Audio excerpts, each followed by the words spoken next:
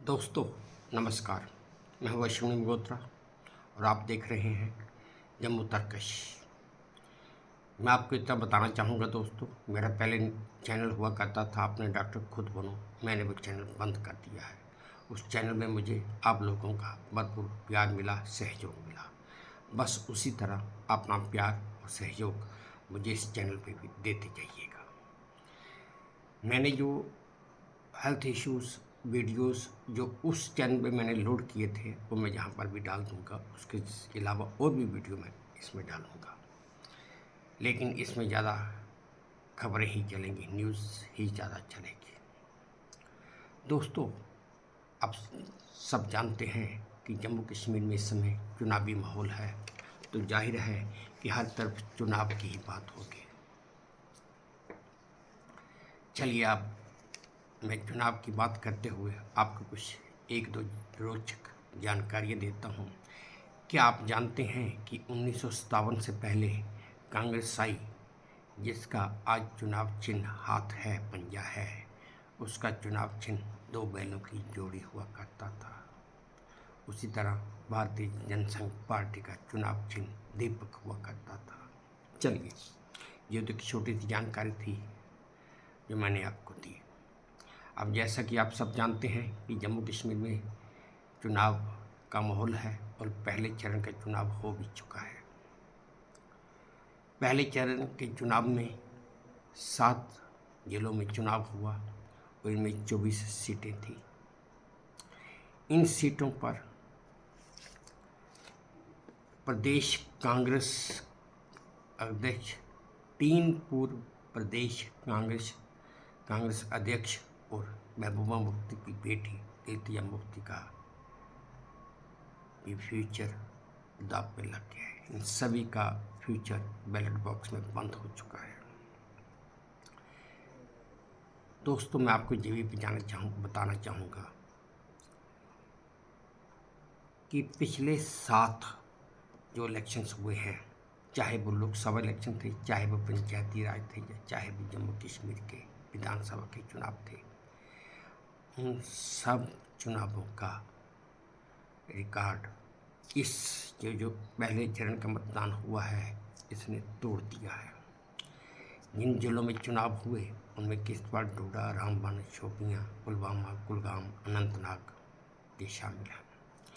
अगर हम किश्तवाड़ की बात करें तो किश्तवाड़ में 80%, डोडा में 71%, रामबन में 70%, कुलगाम में 62%, अनंतनाग में 57%, शोपियाँ में 55% और पुलवामा में 46% से भी ज़्यादा मतदान हुआ है।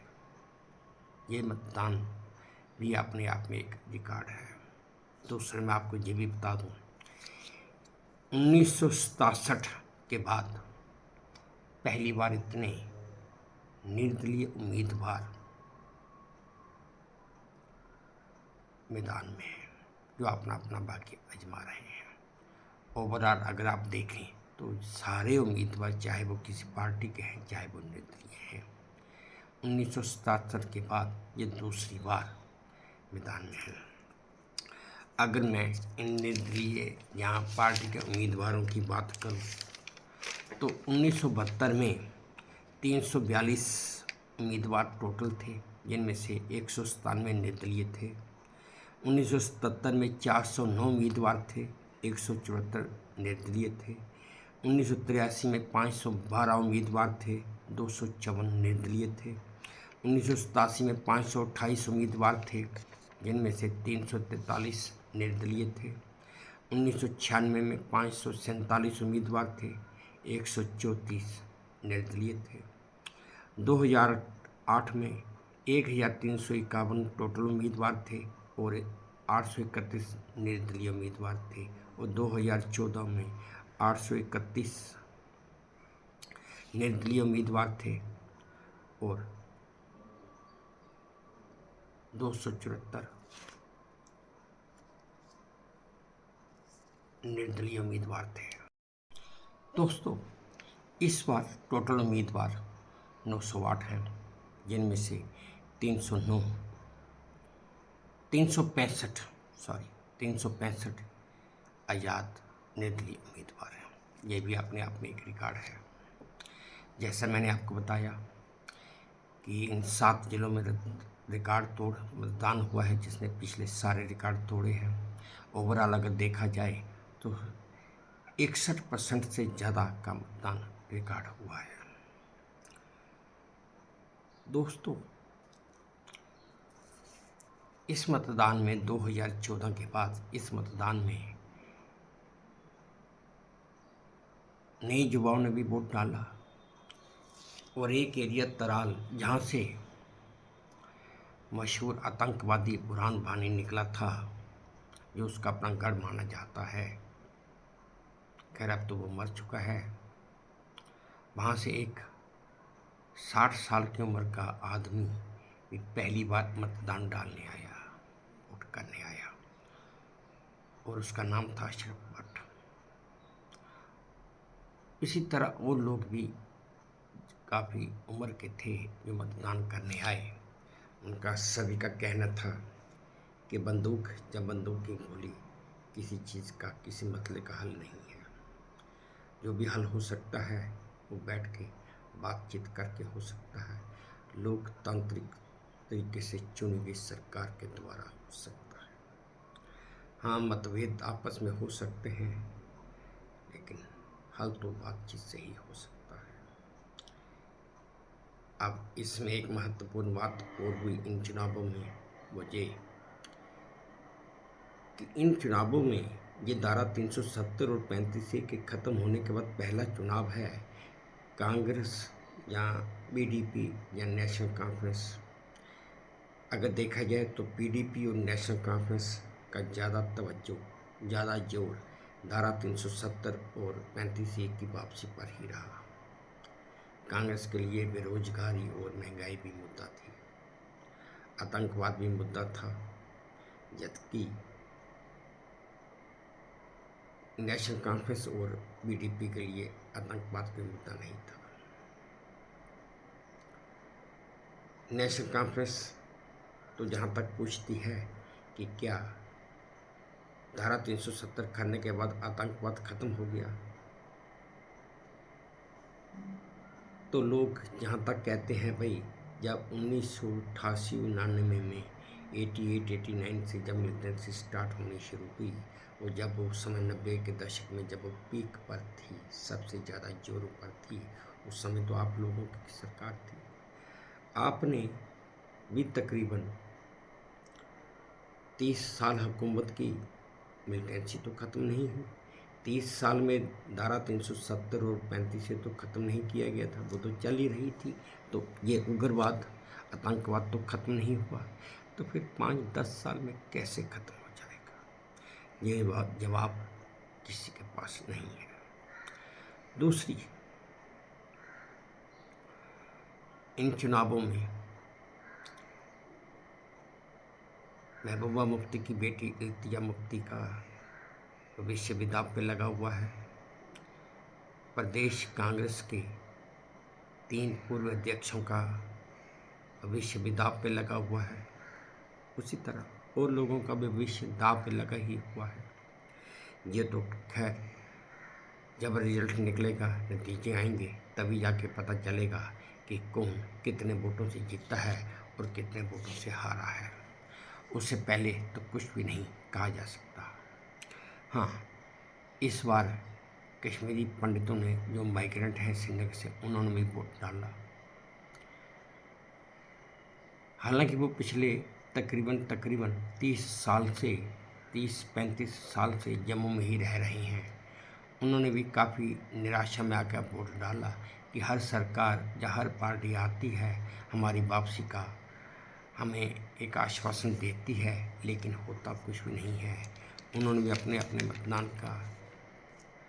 अपने मतदान अधिकार का प्रयोग किया।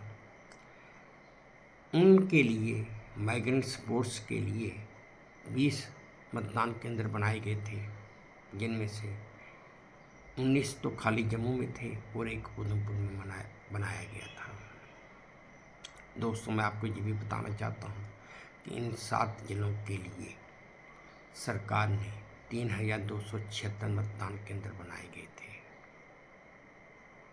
लेकिन एक बात और भी है, इस बार चुनाव बड़े ही शांतिपूर्ण तरीके से पूरा हुआ है। दूसरे चरण का मतदान 25 सितंबर को है, जिसमें 26 सीटों के ऊपर मतदान होगा। उसके लिए अमित शाह जी, जो हमारे गृह मंत्री भी हैं, होम मिनिस्टर हैं, जम्मू में आ चुके हैं। वो कल अरजोरी, पुंछ और फिर जम्मू में 2 रैलियां करेंगे। उसी तरह उनके लिए उनके साथ कांग्रेस आई के राहुल गांधी जी 23 तारीख को यानी कि सोमवार को श्रीनगर में रैली करेंगे और 25 सितंबर को जम्मू में रैली करेंगे।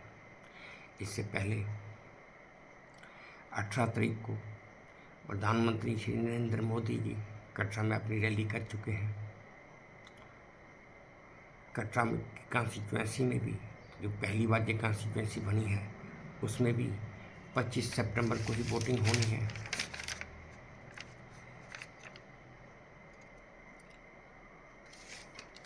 और उसका रिजल्ट भी बाकियों के साथ ही निकलेगा। लेकिन कटरा में भी मुकाबला दिलचस्प है। एक तरफ भाजपा की तरफ से बलदेव शर्मा जी मैदान में हैं, दूसरी तरफ नेशनल कांग्रेस की तरफ से भूपिंदर जी मैदान में हैं, और तीसरे एक निर्दलीय उम्मीदवार श्याम सिंह जी, वो भी अच्छे खासे जोर से मैदान में हैं। अब देखना तो ये है, दावा तो हर एक का है कि इतना वोटर मेरा है, इतना वोटर मेरा है, लेकिन देखना तो ये है कि नतीजे क्या कहते हैं, मतदान क्या कहता है। चलिए दोस्तों, ये तो हुआ पहले मतदान की जो रिपोर्ट थी, वो मैंने आपको बताई। अब दूसरा मतदान जो 25 सितंबर को होना है, उसकी रिपोर्ट मैं बहुत जल्द आपको बताऊंगा। इसके साथ दोस्तों, मेरी एक गुजारिश, एक प्रार्थना है, अगर आपको मेरा ये चैनल पसंद आए या आया हो तो प्लीज़, जैसे आपने मुझे मेरे पहले चैनल अपने डॉक्टर खुद मन में अपना स्नेह और भरपूर प्यार दिया था, इसमें भी देते रहिएगा। धन्यवाद।